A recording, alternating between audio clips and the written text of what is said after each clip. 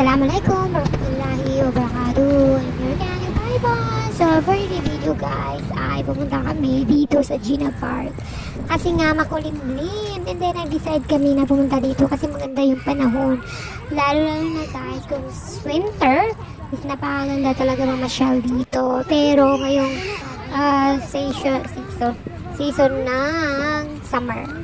So yan na siya guys, nag-decide kami pumunta dito kasi nga maganda yung panahon ngayon.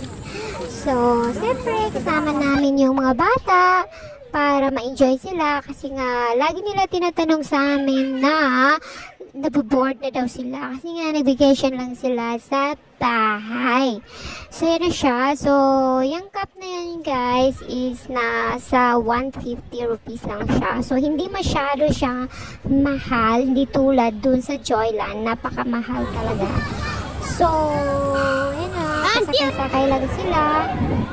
Yan, ito guys is walang entrance ha. Wala kang babayaran ng entrance. Hindi tulad sa ibang mga park na yan is may mga entrance na sa per person ay nasa 1,000. Yung dating pinuntahan namin na park guys is per person ay nasa 1,000. So yan. So ito guys is marami siyang palaruan. Ito, yan guys is para sa mga toddler na mga bata. So napakaganda dyan guys. So hindi ko na napakita pero may video ako dati doon sa mga post ko naman yun dati na yung area na yan. So marami din guys is yan. So kayo na kami na basta sa amin karuna sa amin. So kabayo basta hindi ko na alam anong tawag yan.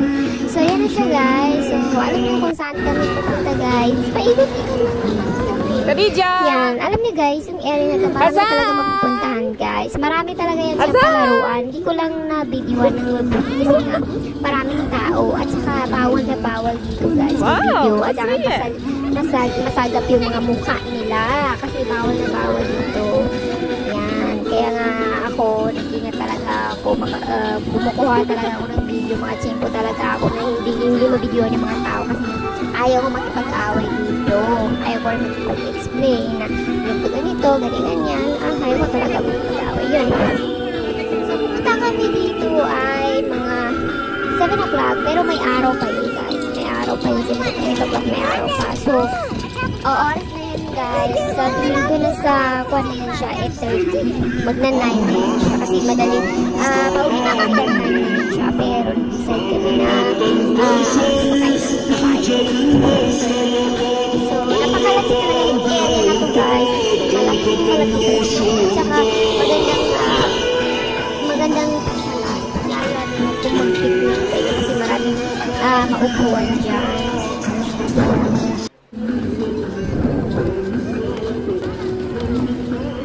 So, yun na siya guys. Babalik na kami kasi tapos na.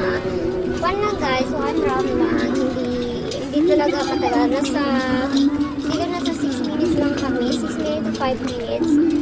Hindi ko alam. Basta madali lang talaga. Kasi nga wala masyadong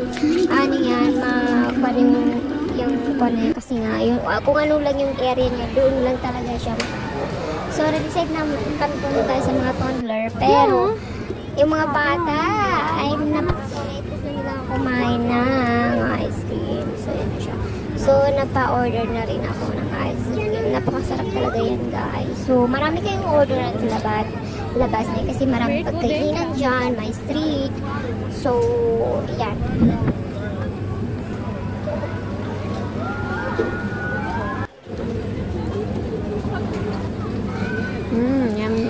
So, pagkatapos guys is pauwi na kami. Tapos, biniliwan ko yung mga lugar. So, nasa likod na kami ng yan guys, area ng Gina Park.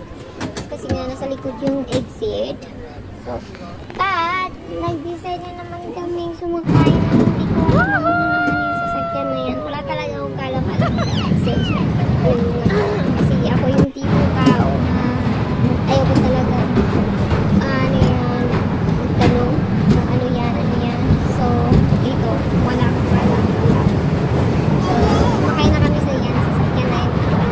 Nag-ikot-ikot. Napakasaya talaga yung mga bata. Guys, nag-enjoy talaga sila. Gusto nila na ayaw na kami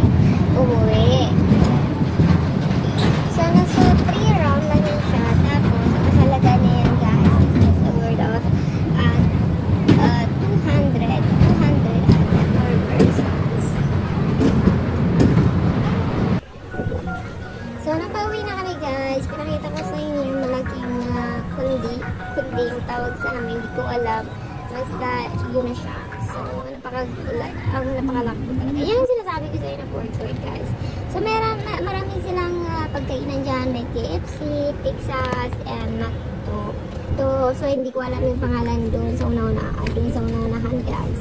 Kasi nasa likod kami, hindi ko na-videoan. So, pauwi na kami, guys, that time. Kasi tawag yung apo ng mga bata.